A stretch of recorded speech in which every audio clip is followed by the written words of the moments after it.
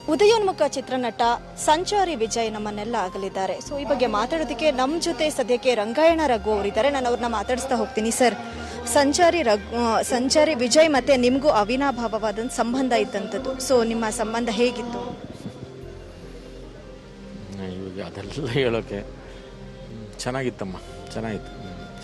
ಜೊತೆನೇ ಕಲ್ತಿದ್ದಂಥವ್ರು ಅವರು. ಅಂದರೆ ಇವಳು ಸ್ಟೂಡೆಂಟ್, ಆ್ಯಕ್ಚುಲಿ ನನ್ನ ಸ್ಟೂಡೆಂಟ್ ಅಲ್ಲ. ನಮ್ಮ ಸಂಚಾರಿ ಥಿಯೇಟ್ರಲ್ಲಿ ಅವನೊಬ್ಬ ಈಸ್ ಒನ್ ಆಫ್ ದಿ, ಅವನು ತುಂಬ ಮುಖ್ಯವಾದಂಥವನು. ನನ್ನ ಸ್ಟೂಡೆಂಟ್ ಅಲ್ಲ, ಆ್ಯಕ್ಚುಲಿ ಇವಳು ಸ್ಟೂಡೆಂಟ್ ಅವನು. 2009ಕ್ಕೆ ನಮ್ಮ ಸಂಚಾರಿ ಥಿಯೇಟ್ರಿಗೆ ಬಂದ. ಆವಾಗಿಂದ ನಮ್ಮ ಜೊತೆನೇ ಇದ್ದಾನೆ. ಸಾಕಷ್ಟು ನಾಟಕಗಳು ಡೈರೆಕ್ಟ್ ಮಾಡಿದ್ದಾನೆ, 2 ನಾಟಕ. ತುಂಬ ಮಹತ್ವಾಕಾಂಕ್ಷೆ ಇದ್ದವನು. ನಾಟಕ ಎಲ್ಲ ಡೈರೆಕ್ಟ್ ಮಾಡುವಾಗ ನಿಮ್ಮ ಅವರ ನಡುವಿನ ಕೋಆರ್ಡಿನೇಷನ್ ಆಗಿರ್ಬೋದು, ನಾಟಕದ ಆದ್ರೆ ನಮ್ಮ ಸಂಚಾರಿ ಥಿಯೇಟ್ರ್, ಸಂಚಾರಿ ಥಿಯೇಟ್ರಲ್ಲಿ ಅವನ ಆ್ಯಕ್ಟ್ ಮಾಡ್ತಿದ್ದ, ಇವ್ರ ಜೊತೆ ಕೆಲಸ ಮಾಡ್ತಿದ್ದ. ನನಗೆ ಸಿನಿಮಾದ ಮೂಲಕನೇ ನಮ್ಮ ಟ್ರೂಪಿಗೆ ಬಂದಾಗ ನಾನು ದಾಸವಾಳ ಅಂತ ಒಂದು ಸಿನಿಮಾದಲ್ಲಿ MS ರಮೇಶ್ ಅವ್ರದ್ದು, ಅದರಲ್ಲಿ ಅಲ್ಲಿಂದ ಪರಿಚಯ ಆಯಿತು. ಅದಾದಮೇಲಿಂದ ಮೊನ್ನೆ ಅರವಿಂದ್ ಅವ್ರದ್ದು ಬುಕ್ಸೆಟ್ಟೆ ಲೈಫ್ ಅಂತ ಒಂದು ಸಿನಿಮಾ, ಅದರಲ್ಲಿ ಕೆಲಸ ಮಾಡಿದ್ವಿ. ಅದರಲ್ಲೇನೋ ನಂದು ಒಂದು ಒಟ್ಟಿಗೆ ಏನಿರಲಿಲ್ಲ, ಸೀನ್ಸ್ ಇರಲಿಲ್ಲ.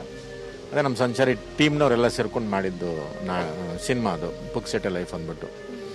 ಹಾಗಾಗಿ ನನಗಿಂತ ಹೆಚ್ಚಾಗಿ ಇವಳು ಸ್ಟೂಡೆಂಟು, ಇವಳ ಜೊತೆ ಜಾಸ್ತಿ ಬಾಂಧವ್ಯ ಇತ್ತು.